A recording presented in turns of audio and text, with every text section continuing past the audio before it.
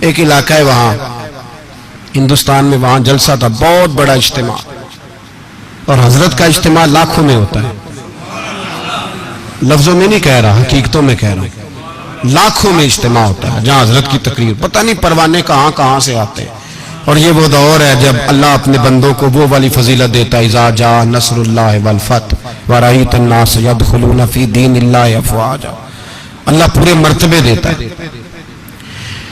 تو بڑا لاکھوں کا اجتماع تھا، میرے سیدی، میرے شیخ، میرے محسن حضرت صاحب قبلہ دامت برکاتہم العالیہ، آپ نے وہاں جانا تھا، 2-3 دن کے بعد جلسہ تھا، تو وہاں ایک مجذوب بزرگ رہتے تھے اس علاقے میں۔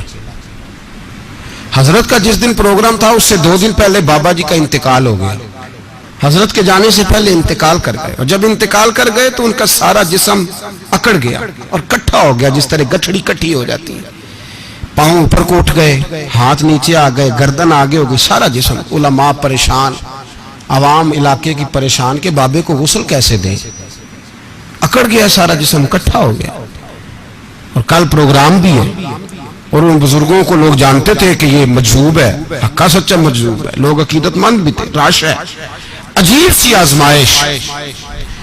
اب لوگ بڑی کوشش کرتے رہے، ڈاکٹروں کو بھی بلایا گیا، سب کچھ کیا، لیکن کوئی حل نہ نکلا۔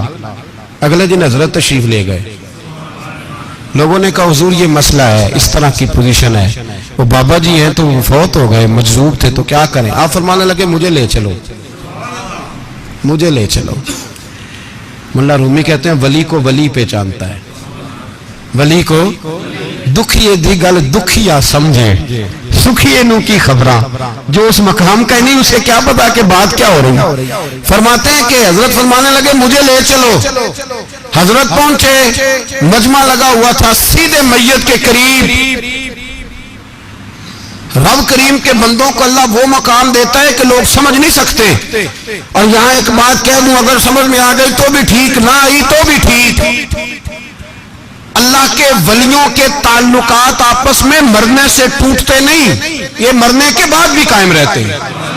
سمجھ میں آ گیا تو بھی ٹھیک، نہیں آیا تو بھی ٹھیک۔ بابا جی انتقال کر چکے، وصال ہو چکا، قبر مری تے میرے اپیرا جے کر پامے پھیرا، قبر دے وچوں ہڈیاں اٹھ کے مجرا کر سن تیرا۔ حضرت پہنچے، کان میں بابا جی کے قریب گئے، یوں کان پکڑ کے کوئی بات کی، کوئی بات، اللہ اکبر، کوئی بات کی۔ جب حضرت نے کان میں کوئی جملہ کہا تو بابا جی کا سارا وجود سیدھا ہو گیا، سارا وجود، مجمع پہ سناٹا طاری ہو، ایسے ہے جیسے کچھ عجیب سا رنگ، حالات بدل گئے۔ لوگ کہا چلو چلو غسل دو، کفن پہ ناؤ، جنازہ پڑھیں۔ لوگ جمع ہو گئے حضرت کے پاس، علماء اور مشائخ کا، حضور بتائیے تو صحیح آپ نے کیا کہا، ایسا کیا جملہ کہا کہ کل سے لگے ہوئے تھے سیدھا نہیں ہو رہا تھا۔ فرمایا چلو ٹھیک ہو گیا نا، جنازہ پڑھاؤ۔ جو صاحب نظر تھے وہ قدموں میں بیٹھ گئے، حضور مہربانی کریں بتا دیں۔ تو حضرت فرمانے لگے کہنا کیا تھا؟ میں نے اس کے کان میں کہا کہ اختر رضا آ گیا ہے، تیرا جنازہ پڑھا کے جائے گا۔ اختر رضا آ گیا ہے، تیرا جنازہ، پتہ نہیں آپ کو سمجھ آئی ہے کہ نہیں آئی۔ تو وہ فوت شدہ بزرگ انتظار کر رہے تھے کہ مولا تیرا ایک وقت کا غوث جو یہاں رہتا ہے، ایک قطب دوران جو یہاں ہیں، تو میں ایسے ہی دنیا سے چلا جاؤں؟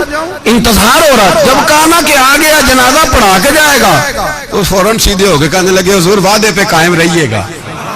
میرے حضرت قبلہ عالم، دوستو دیانتداری سے کہتا ہوں، مسجد میں بیٹھا ہوں اس وقت، اگر وہ والی سیرت جو کتابوں میں ہم ولیوں کی پڑھتے ہیں وہ اگر کسی شخص میں پائی جاتی ہے تو وہ میرے شیخ میں پائی جاتی ہے، میرے حضرت میں۔ ابھی آپ جب آئے، لوگ کہتے ہیں آپ کی آخری ملاقات کب ہوئی، تو میں کہتا ہوں آخری ہوئی نہیں، کبھی نہ کبھی ہوگی۔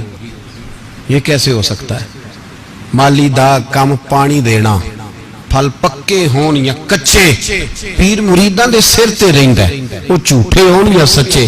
ہماری تو ملاقات آخری کی، ہم تو جنت میں بھی کٹھے رہیں گے، ان کے قدموں میں رہیں گے، اور ہم اللہ سے دعا مانگتے ہیں، او جنت میرے کس کاری جتھے یار نظر نہ آوے، او دوزخ مینوں لکھ بہشتاں جتھے سونا آوے جاوے، تو وہاں بھی کٹھے ہوں گے۔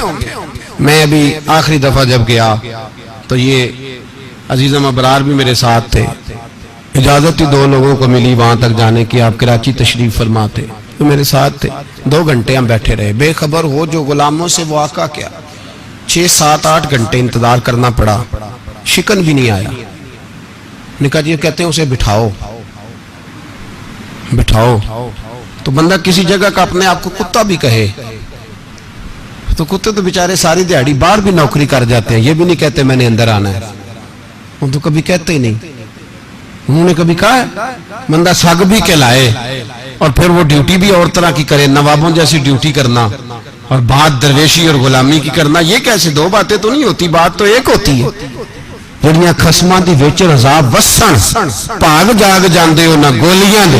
کئی گھنٹے انتظار کیا تو کئی لوگ آئے. حضرت کب آئیں گے, چلے گئے. کئی آئے تو وہاں ایک مولانا بوڑھے بیٹھے تھے, مولانا اسرائیل ان کا نام تھا. تو مجھے کہنے لگے مولانا آپ نے نہیں جانا.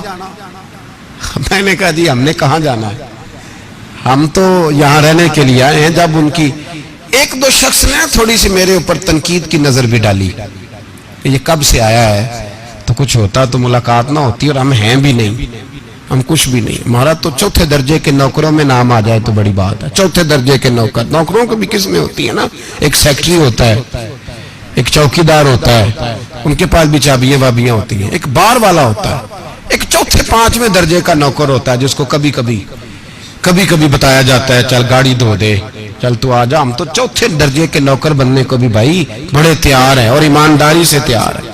وہ رکھ لے بس مہربانی.